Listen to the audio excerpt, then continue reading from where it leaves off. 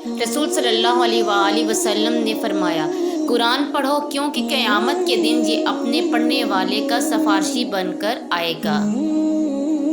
رسول صلی اللہ علیہ وآلہ وسلم نے ارشاد فرمایا، جو شخص پابندی سے استغفار کرتا ہے اللہ تعالیٰ اس کے لیے ہر تنگی سے نکلنے کا راستہ بنا دیتے ہیں۔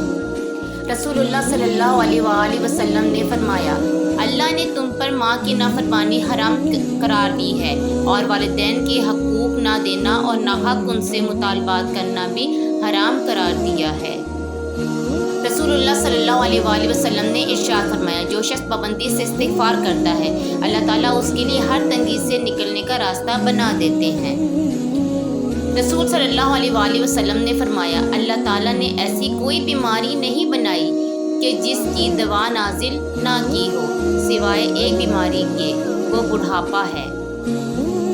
نبی کریم صلی اللہ علیہ وآلہ وسلم نے ارشاد فرمایا، جو شخص بازار میں داخل ہو کر چوتھا کلمہ پڑھے تو اللہ تعالیٰ اس کے لیے ہزار ہزار نیکیاں لکھتے ہیں، ہزار ہزار صغیرہ گناہ معاف فرماتے ہیں اور ہزار ہزار درجے بڑھاتے ہیں۔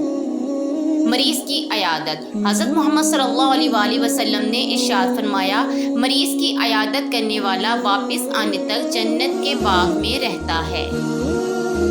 رسول اللہ صلی اللہ علیہ وآلہ وسلم نے ارشاد فرمایا، جنت میں ایسے لوگ داخل ہوں گے جن کے دل چڑیوں کی طرح نرم ہوں گے۔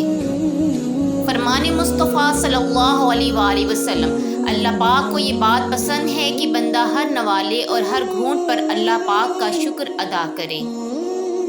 رسول اللہ صلی اللہ علیہ وآلہ وسلم نے فرمایا، جس شخص سے کوئی گناہ سرزد ہو جائے پھر وہ اچھی طرح وضو کرے اور اٹھ کر 2 رکعت نماز پڑھے اور پھر اللہ سے معافی مانگے تو اللہ تعالیٰ اسے ضرور معاف فرما دیتا ہے۔ رسول اللہ صلی اللہ علیہ وآلہ وسلم نے فرمایا، ہمارے اور کافروں کے درمیان فرق نماز ہے، جس نے نماز چھوڑ دی اس نے کفر کیا۔ مسلمان اور کفر شرک کے درمیان فرق نماز ہے۔ رسول اللہ صلی اللہ علیہ وآلہ وسلم نے ارشاد فرمایا، جو دنیا چاہتا ہے وہ آخرت خراب کر لیتا ہے اور جو آخرت چاہتا ہے وہ اپنی دنیا خراب کر لیتا ہے، اس لیے جو چیز باقی رہنے والی ہے اس کو فنا ہونے والی چیز پر ترجیح دو۔